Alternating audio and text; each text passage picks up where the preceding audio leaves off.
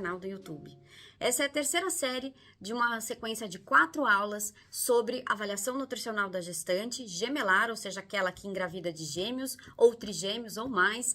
E a gente falou já, nós comentamos na primeira aula sobre a nutrigenética, a nutrigenômica, os impactos nutricionais e ambientais em que esse feto é gerado. Na segunda aula nós comentamos sobre o estado nutricional da gestante, como é que a gente entende o peso, a estatura, o estilo de vida, a alimentação, os exames bioquímicos e a importância do teste de bioimpedância para identificar possíveis resultados, negativos de desenvolvimento de doenças durante a gestação, como diabetes, como pré-eclâmpsia, como hipertensão.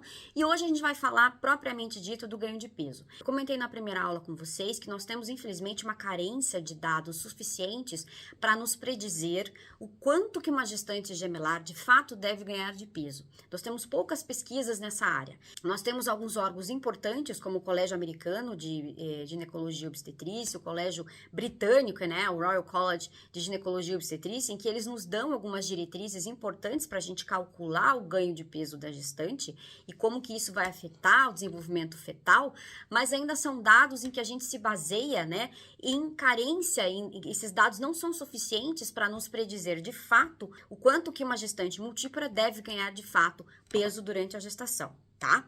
Mas o ganho de peso durante a gestação sempre foi um fator estressante para a maioria das gestantes. Eu mesma já tive relatos de pacientes que retornavam de consultas com os outros profissionais que as acompanhavam, de que estavam ganhando peso excessivamente ou o ganho de peso não estava eficiente e que isso estava sendo um fator muito estressante durante a gestação. E o que nós menos queremos é uma gestante estressada, porque uma gestante estressada, ansiosa, ela acaba produzindo cortisol em excesso, que é um hormônio que vai fazer com que a glicemia se altere, ela vai ativar fatores inflamatórios, e que vão afetar causar aquele tão efeito conhecido que nós conhecemos de DORA, que principalmente pode acarretar o desenvolvimento de suprarrenal excessivamente no bebê. O bebê pode receber uma sobrecarga de glicemia, ele pode começar a produzir insulina e esse efeito dessa produção hormonal antecipada pode ter efeitos negativos nesse bebê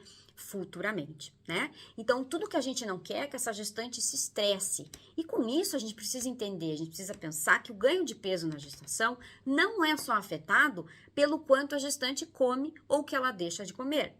A gestante vai ter um ganho de peso relacionado ao peso do feto, o líquido amniótico, a própria placenta vai ter um peso, um aumento de volume que vai afetar o peso na balança, a expansão do volume sanguíneo, a expansão do volume extracelular, do volume dentro da célula, o crescimento do útero, o aumento das mamas e, por fim, o aumento do depósito no tecido adiposo. Então, são vários fatores que vão afetar esse ganho de peso e que a gente deve observar cada um de forma individualizada. Quando eu tenho uma gestante no consultório que ela está ganhando muito peso, eu preciso identificar quais são os fatores que estão levando a esse ganho de peso. Será que ela está comendo demais? Ou será que houve uma situação em que ela aumentou o volume, está mais inchada, e isso pode ser uma consequência de uma tendência, de um risco de uma pré-eclâmpsia ou de uma hipertensão durante a gestação? Será que essa gestante está comendo menos e não está ganhando peso? Ou, de repente, esse bebê não está crescendo o esperado, está com retardo de crescimento intrauterino? Então, o que de fato eu preciso analisar para predizer que simplesmente relacionar somente o ganho de peso com o quanto ela está consumindo? Esse é o fator mais importante. E por isso, durante as minhas consultas, eu tenho o hábito de avaliar a gestante como um todo. O peso, para mim, é algo importante?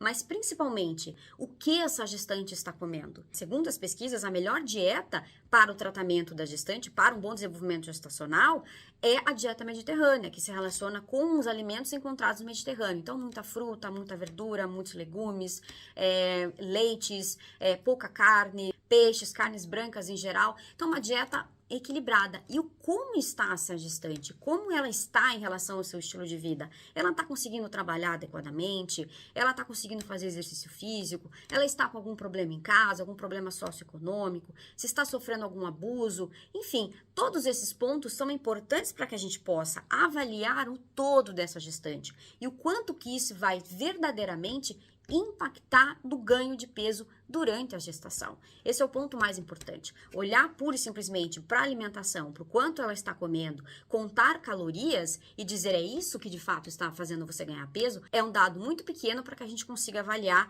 o macro, né? O quanto de fato isso está impactando no ganho de peso ou não. Então, a partir do cálculo do índice de massa corporal, que eu adquiri através do peso pela altura ao quadrado, o Colégio Americano de Obstetrícia e Ginecologia nos fornece uma tabela para que nós, nutricionistas, possamos calcular o quanto que de fato uma gestante precisa ganhar durante toda a sua gestação. Além disso, ele fornece dados para que a gente consiga avaliar o quanto essa gestante vai ganhar por semana e por mês. Então, eu consigo distribuir esse ganho de peso de acordo com as semanas de gestação, que são, em média, mínimo 40 semanas.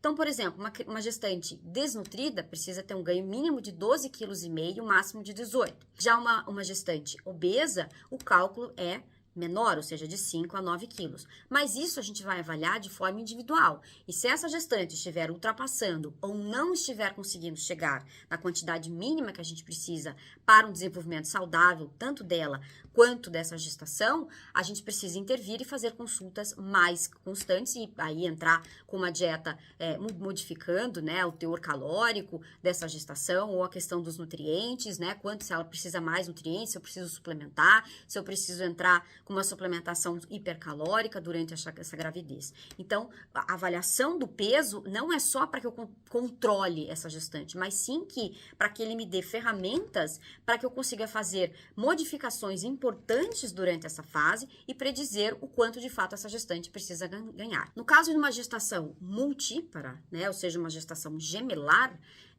os órgãos ainda que regulam as diretrizes para ganho de peso, eles só conseguem nos dizer informações sobre a gestantes com peso adequado, então eutrófica, sobrepeso e obesidade. No caso da desnutrição, a gente costuma trabalhar aí na média entre esses dados. Então, uma gestante eutrófica, por exemplo, ela deve ganhar até no máximo 25 quilos. Uma gestante com sobrepeso, ela deve ganhar no máximo 23 quilos. E no caso da obesidade, aí numa média de 18 quilos. Então, ficaria muito semelhante ao ganho de peso de uma gestante desnutrida, tá? E uma gestante desnutrida, a gente precisa, com uma gestação gemelar, a gente precisa trabalhar de uma forma mais constante, a gente precisa estar mais próximo. O que aconteceu com a mudança desses dados recentemente é que os estudos com gestantes, eles observaram que a gestante eutrófica, ou seja, aquela gestante com um peso adequado, era a gestante que ficava mais esquecida, entre aspas, durante a gestação, tanto pelos nutricionistas quanto pelos os outros profissionais que as acompanham. Porque entenda, a gestante desnutrida, a gente precisa ter uma intervenção mais precoce, né? A gente precisa ver essa gestante mais precocemente, nós precisamos avaliar os exames bioquímicos mais constantemente e os dados clínicos dessa gestante para que a gente consiga reverter rapidamente essa ineficiência no ganho de peso. No caso das gestantes com sobrepeso e obesidade, da mesma forma, a gente precisa cuidar da gestante com sobrepeso para que ela não evolua para um quadro excessivo de ganho de peso e da gestante obesa para que ela também não tenha riscos de complicações durante toda essa gestação. E a gestante com peso adequado é aquela que tinha consultas mais espaçadas, em que os resultados nos traziam uma calma em relação a dizer, não, ela está bem durante a gestação. E que no final os estudos comprovaram, e por isso houveram essas mudanças em relação ao ganho de peso e a repensar de fato as prescrições em relação ao ganho de peso durante a gestação, porque eram gestantes que mais acabavam ganhando peso no final e que surgiam complicações. Então, esses dados foram revistos e houve uma orientação desses órgãos para que haja um olhar de cuidado para todas as gestantes, independente do seu estado nutricional, pré-gestacional ou atual, ou seja, já no momento em que ela já está na gestação. E a partir disso, depois que nós entramos na parte de cálculo nutricional, né, de fato, a gente começa a repensar, nós nutricionistas começamos a repensar na dieta materna, né? Quanto que essa gestante vai precisar de calorias a mais. Então, se há uma ideia equivocada de que ainda uma gestante precisa consumir por 2, isso é um fato absurdamente equivocado. No primeiro trimestre de gestação, a gestante praticamente não precisa aumentar a quantidade de calorias dessa dieta, porque é uma fase de modificação celular, desenvolvimento de células, a gente chama de meiose, de mitose, todas aquelas transformações biológicas e celulares que acontecem e que, de fato, a gestante pouco vai precisar aumentar a sua necessidade calórica. O que a gente vai precisar é de uma boa reserva nutricional, de vitaminas e minerais, para que esse desenvolvimento celular ele aconteça de uma forma positiva, sem impactar negativamente os resultados gestacionais. A partir do segundo e terceiro trimestre de gestação, é que a gestante vai precisar de um aporte calórico maior, ou seja, aí a gente vai aumentar em torno de 250, até no máximo 500 calorias, mas isso é o máximo, né? Dependendo do estado nutricional dessa gestante, e a partir daí a gente faz esse cálculo distribuindo essas calorias ao longo do dia. Além disso, os macronutrientes são importantes também, principalmente em relação à proteína. Durante, por exemplo, o segundo e terceiro trimestre de gestação, vai necessitar um aporte calórico maior, né, como eu comentei. Além disso, um aporte maior de proteínas, em média 20 a 25 gramas a mais de proteína durante a gestação, em relação ao início da gravidez, porque esse feto está em constante desenvolvimento e se justifica esse aporte proteico maior para se evitar um retardo de crescimento intrauterino durante essa fase gestacional. Além disso, a quantidade de fibra que essa gestante é exposta, em torno de 30 a 35 gramas por dia, tem um efeito positivo na regularidade do funcionamento intestinal para garantir uma maior absorção de vitaminas e minerais. Somado à importância do uso de probióticos durante a gestação, que vão auxiliar na formação, na composição do tipo de bactéria existente no intestino e que vão promover um estímulo interessante e importante do sistema imunológico do feto. Além disso, então, essa distribuição energética, né, no máximo, então, considerando aí 85 calorias a mais no primeiro trimestre de gestação e em torno de 300 até 500 calorias no último trimestre gestacional. Então, impactando aí um consumo calórico e tirando um pouco daquela teoria de que uma gestante precisa consumir calorias, nutrientes por 2.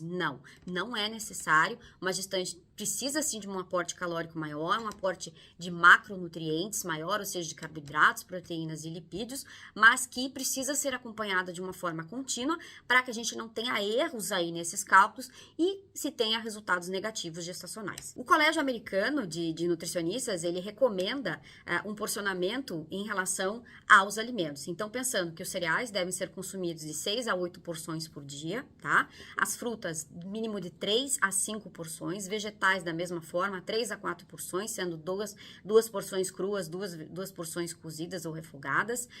Em relação às carnes, 2 a 3 porções.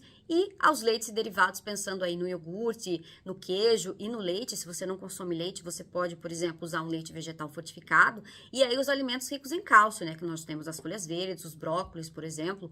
Se você não consome leite, por exemplo, você pode usar um leite vegetal fortificado.